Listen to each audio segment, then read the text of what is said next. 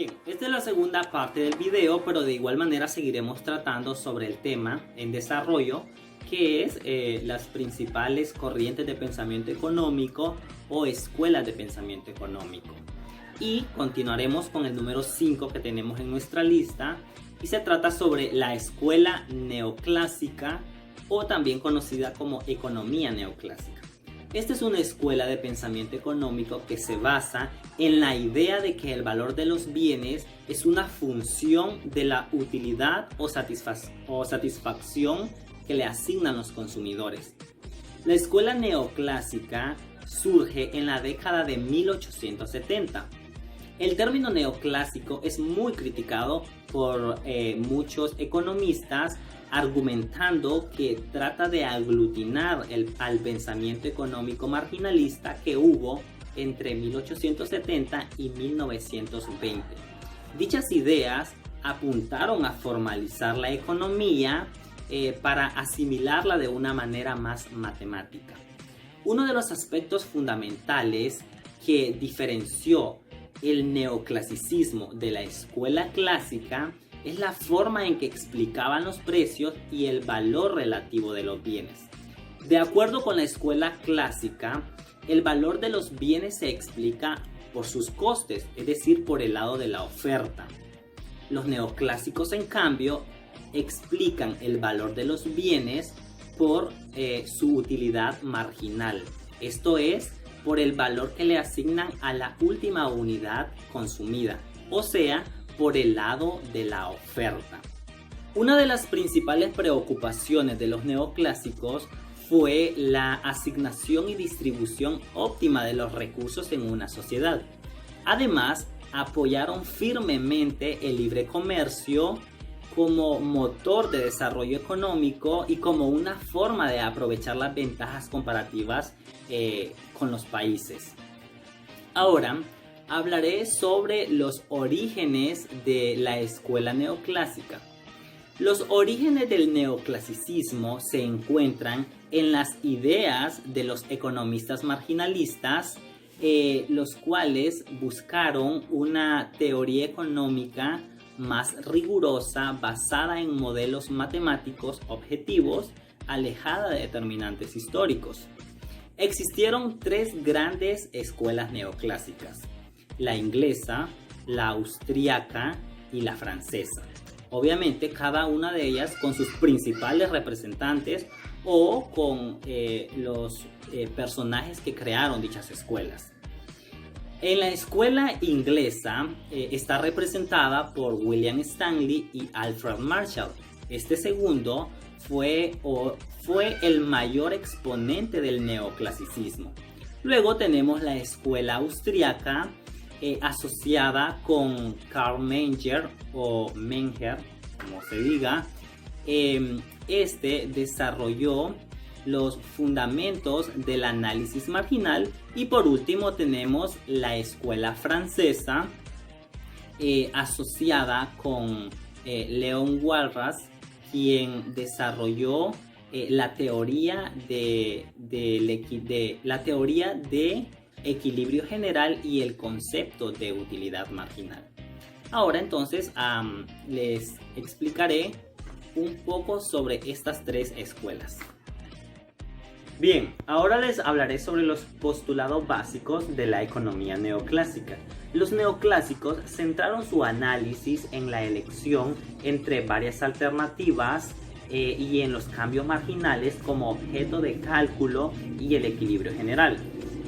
Bien, con respecto al comportamiento de las personas y empresas, la escuela neoclásica se basa en tres supuestos básicos. Número 1. Ambos, productores y consumidores, son racionales, o sea que saben lo que hacen. Número 2. Las personas tratan de maximizar su utilidad o satisfacción consumiendo bienes y servicios. Las empresas buscan maximizar sus utilidades vendiendo bienes y servicios. Y como número 3, personas y empresas actúan de manera independiente y se basan en información completa y relevante. Asimismo, existen varias diferencias con referencia a los clásicos en cuanto a la teoría del valor, la formación de los precios y la distribución de la renta. A continuación explicaré estos aspectos. En la teoría del valor, los economistas clásicos consideraron que el valor de los bienes y servicios se determinaba por el coste de los factores. Los neoclásicos, en cambio, señalaban que el valor se determinaba por la utilidad que la mercancía reportaba a los consumidores y su escasez relativa. De esta forma, a mayor utilidad, los consumidores estarían dispuestos a pagar más. Por otra parte, mientras más escaso sea un bien, mayor valor tendrá. Ahora, con relación a la formación de los precios y distribución de la renta, con anterioridad a los economistas neoclásicos, se solía considerar que los ingresos de los factores de producción estaban determinados por un proceso histórico. Los neoclásicos renegaron de este análisis y consideraron que la oferta y demanda de factores determinaba sus precios.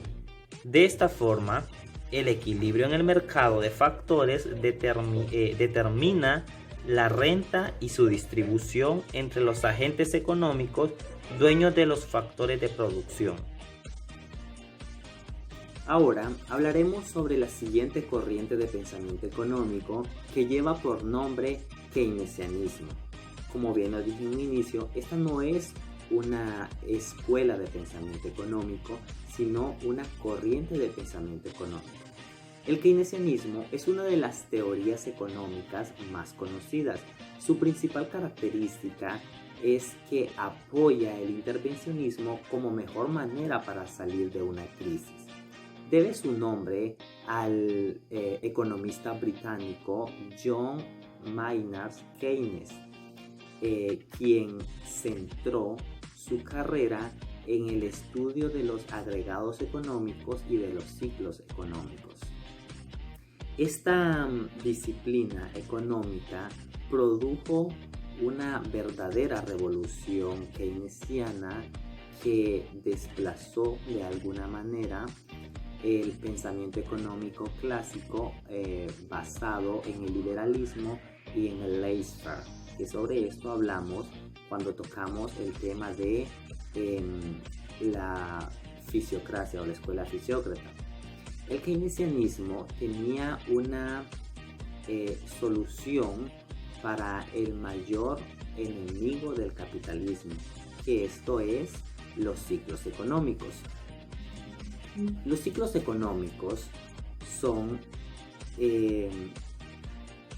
una serie de fases por las que pasa la economía y que suceden en orden hasta llegar a la fase final en la que el ciclo económico comienza de nuevo. Se le conoce como ciclo debido a que una vez terminado comienza de nuevo desde el inicio formando una rueda continua. En las fases alcistas la economía mejora y se crea empleo, mientras que en las bajistas la economía decrece. Es en los periodos de contracción cuando se desatan las crisis económicas. Cuando ocurren oscilaciones de gran inestabilidad se pueden llegar a ver burbujas económicas.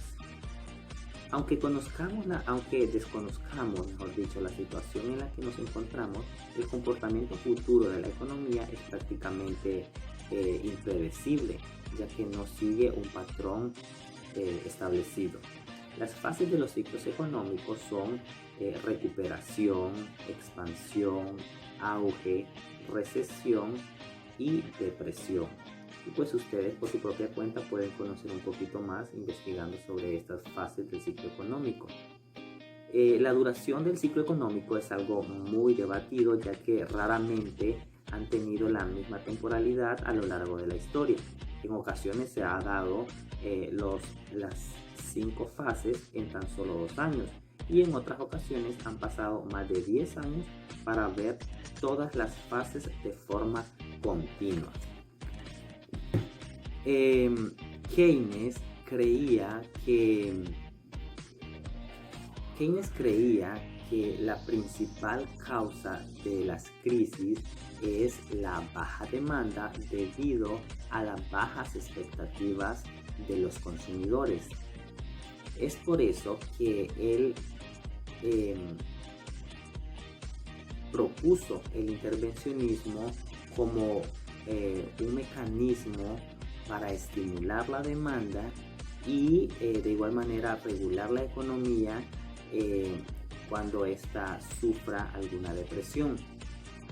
Keynes estudió los problemas agregados a la economía como el paro, la inversión, el consumo, la producción y el ahorro de un país. Estos argumentos de este señor, construyeron la base para la macroeconomía. Ahora bien, una pregunta muy importante que tiene que quedar bastante claro es en qué consiste el keynesianismo. El keynesianismo se basa en el intervencionismo del Estado, defendiendo la política económica como la mejor herramienta para salir de una crisis. La política económica se basa o consiste en aumentar el gasto público para estimular la demanda agregada y así generar una mayor producción, inversión y por supuesto empleo. El objetivo de la ciencia económica es estudiar la asignación de recursos. Hasta entonces, la mayoría de los economistas se habían centrado en la escasez de recursos. Keynes, por el contrario, se centró en el exceso de recursos. Años antes, Karl Marx ya había dicho que la crisis es el resultado de la imposibilidad de vender. La crisis es el resultado de la imposibilidad de vender. Es por eso que Keynes se preguntó cómo era posible que habiendo exceso de recursos hubiera crisis. Entonces aquí es donde aparece la pregunta, ¿cuál fue su solución para que no hubiera exceso de recursos? Sencillo, estimular la demanda. Cuando digo estimular la demanda, cuando me refiero a demanda, mejor dicho, me estoy refiriendo a las compras que hacen las personas. Entonces la respuesta es estimular la demanda, para que consuman esos productos o esos recursos sobrantes.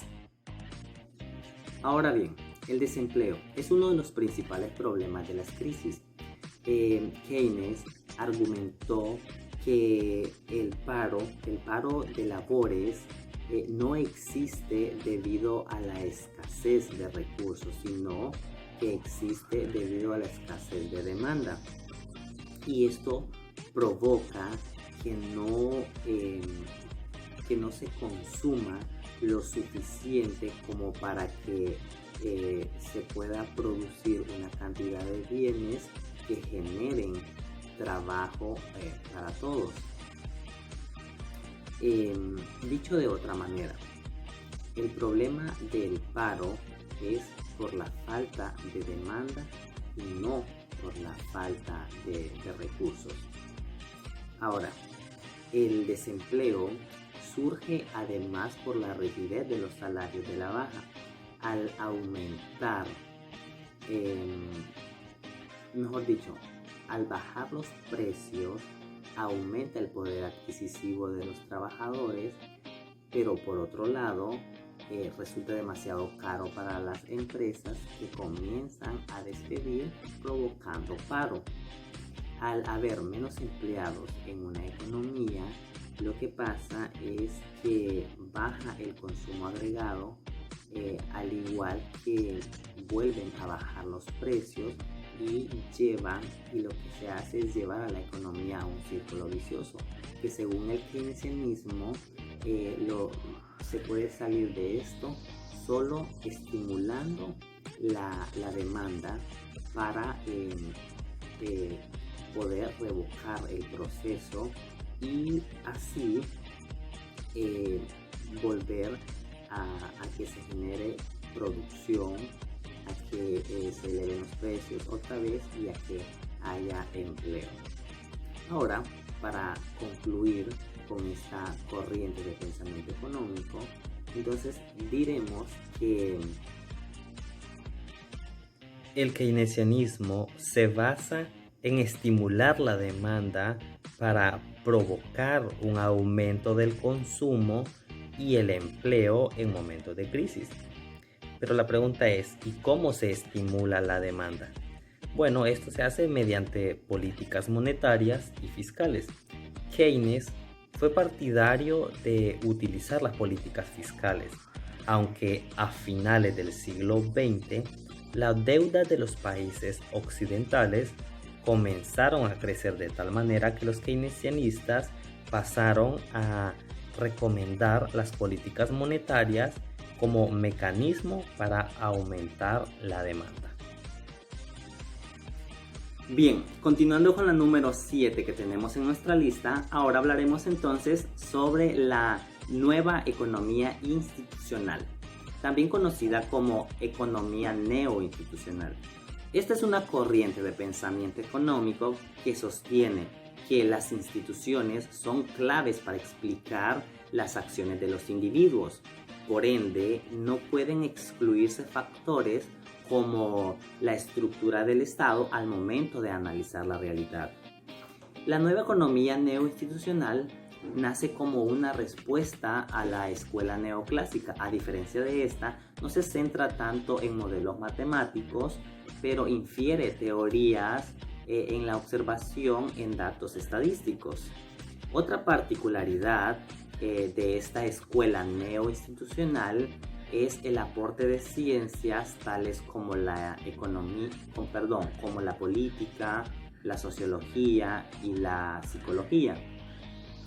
Ahora, con referencia al origen de esta economía neoinstitucional, pues el origen está en los años 30.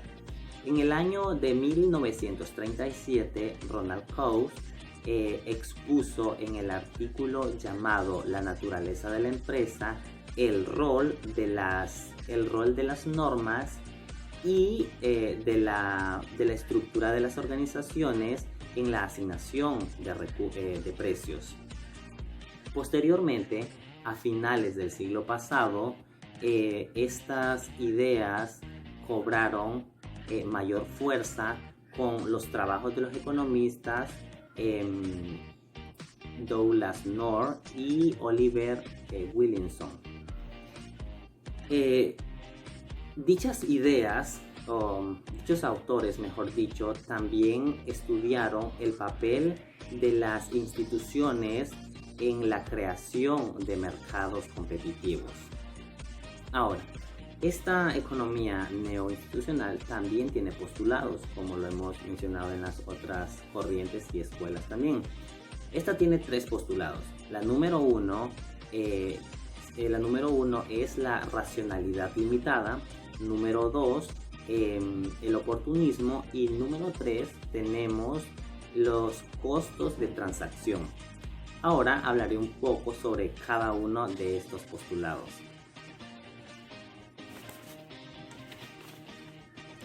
Con relación a la racionalidad limitada, el individuo no tiene toda la información al momento de elegir porque el conocimiento es limitado. Tampoco es posible anticipar ciertos eventos que pueden afectar el resultado final de las decisiones. Nos referimos, por ejemplo, a cambios inesperados en las leyes. Ahora, con el oportunismo, los agentes pueden sacrificar las potenciales ganancias de un intercambio con el fin de obtener un mayor beneficio propio. Y por último tenemos el tercer postulado, que es costos de transacción. son aquellos que dificultan en general el funcionamiento del sistema económico. Según Oliver Williamson, pueden clasificarse en dos categorías. Primero, los costos ex ante que provienen del planteamiento, negociación y establecimiento de garantías en un contrato. En tanto, los costos ex post, que es el segundo, provienen de una mala adaptación, es decir, cuando las transacciones se alejan del acuerdo inicial. Frente a ello, se deben incurrir en pagos adicionales, por ejemplo, a una entidad estatal para que intervenga y resuelva el conflicto. Bien, dichos estos postulados, se hace necesaria la existencia de instituciones que faciliten y hagan cumplir los intercambios.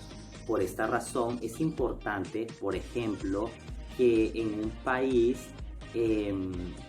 cuente con un sistema judicial que asegure el cumplimiento de los contratos. Bien, para finalizar, hablaremos sobre la última escuela de pensamiento económico que lleva por nombre Escuela de Chicago. Vamos a hacer una pequeña corrección. Al principio habíamos dicho que estudiaríamos la escuela monetarista, que también es conocida como monetarismo, pero vamos a hacer un cambio y nos centraremos en la Escuela de Chicago. Por supuesto, esta escuela es una corriente de pensamiento económico cuyos orígenes se encuentran en el Departamento de Economía y en la Escuela de Negocios de la Universidad de Chicago a mediados del siglo XX. La Escuela de Chicago se caracterizó por rechazar el keynesianismo. Recordemos que este apoyaba el intervencionismo del Estado, pues el objetivo de la Escuela de Chicago era promover el libre mercado y las ideas del monetarismo. Entre sus principales representantes tenemos a Milton Friedman y George Stigler, ambos muy reconocidos con el Premio Nobel de Economía. Entre las principales ideas de la Escuela de Chicago está que esta escuela tenía la convicción de que la economía de mercado tenía la convicción de que la economía de mercado es inherentemente estable y que las perturbaciones, como por ejemplo las depresiones o las crisis económicas, serían el resultado de una inversión inadecuada del Estado. O sea que para ellos todo lo malo que podía suceder en una economía era resultado del mal manejo del Estado, por lo cual no apoyaban que este tuviera ninguna relación con la economía. En efecto, Milton Friedman es uno de sus principales representantes y este sostuvo que lo que desencadenó la Gran Depresión de los años 30, recordemos, en Norteamérica, no fue la falta de inversión como afirmaba Keynes, sino que fue una contracción de la oferta monetarista. Ahora, el enfoque de esta escuela de Chicago se caracterizó por un enfoque pro mercado, con un análisis que incluyen los siguientes componentes. Número 1, la teoría del consumo. Número 2, la teoría de las expectativas racionales. Número 3, las críticas al keynesianismo. Número 4, tenemos la tradición marshalliana. Y como número 5 tenemos a la teoría del capital humano.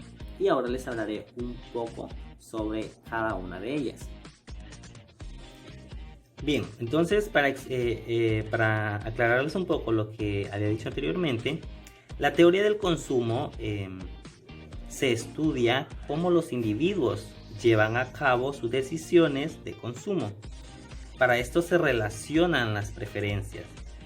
reflejadas en las curvas de utilidad con la restricción presupuestaria. Ahora, con referencia a la teoría de las expectativas racionales, supone que los individuos forman sus expectativas de manera racional, esto es, utilizando de manera correcta la información disponible. Dado lo anterior, las expectativas racionales tienden a ser acertadas y los errores aleatorios. En cuanto a la crítica al keynesianismo, pues critica a la intervención del Estado para intentar estabilizar la economía. En cuanto a la tradición marshalliana, estudio de mercados específicos, concretos, y por último, pues la teoría del capital humano, que considera que uno de los factores claves en explicar la productividad es el acervo de capital humano, o sea, las habilidades de los trabajadores, su capacitación y experiencia. Continuando, la Escuela de Chicago no se limitó a estudiar y hacer propuestas en el ámbito meramente económico, sino que expandió su análisis a temas legales y sociales como la institución del matrimonio, la esclavitud y los cambios demográficos. Ahora, ¿cuáles son las medidas económicas propuestas por esta Escuela de Chicago? Bien, la Escuela de Chicago consideraba que la intervención del Estado generaba ineficiencia y entorpecía el crecimiento. Dado lo anterior, propusieron una serie de medidas en favor del libre mercado, destacándose los siguientes. El número 1 es la desregulación. Esto consiste en eliminar y reducir las regulaciones o restricciones impuestas a la actividad económica de los agentes privados. La segunda es la privatización, que es traspasar o vender la propiedad estatal a privados. Estos últimos estarían más preparados para llevar a cabo una administración eficiente de los recursos. Como tercera está las concesiones. Estas consisten en realizar contratos de concesiones para que los agentes privados administren bienes o estructuras del Estado. Y la cuarta, que también fue bastante como fuerte, era la eliminación de subsidios o otras ayudas. O sea, eliminar subsidios o ayudas que puedan interferir en la libre competencia de las empresas. Y por último estaba reducir la burocracia, o sea, reducir y hacer más eficiente el aparato estatal. Ahora, ¿cuáles fueron las aplicaciones de la teoría de la Escuela de Chicago? Las teorías de la Escuela de Chicago se hacían difíciles de aplicar en ambientes democráticos en donde trabajadores y empresarios se opondrían firmemente a que las ayudas, o sea, a que los subsidios, a que los beneficios, la protección mínima, etcétera, que se les, ¿cómo se les digo? O sea, se opondrían a que se quitara eso. Y entonces, que les entregaban que esto fuera reducidas o eliminadas. Eso era bastante como problemático según en la visión de estos economistas de esta escuela. Dado lo anterior, pues muchas de las políticas fueron aplicadas en países con dictaduras, como fue en el caso de Chile con el gobierno de Augusto Pinochet. Bueno, como sabemos, entonces creo que era la mejor opción de aplicarlo en países con este tipo de régimen, ya que en una dictadura pues nadie tiene voz ni voto. Entonces era más factible emplear este tipo de ideas económicas que tenían estos señores con esta escuela, y pues tenían muy claro que no era factible hacerlo en países democráticos donde obviamente las personas tienen voz y voto. Con esto, señores, concluimos lo que es este tema muy interesante, muy bueno. Les recomiendo por favor que que traten de hacer todo lo posible en cuanto a las asignaciones que les deje con respecto a este video y a este tema muy interesante.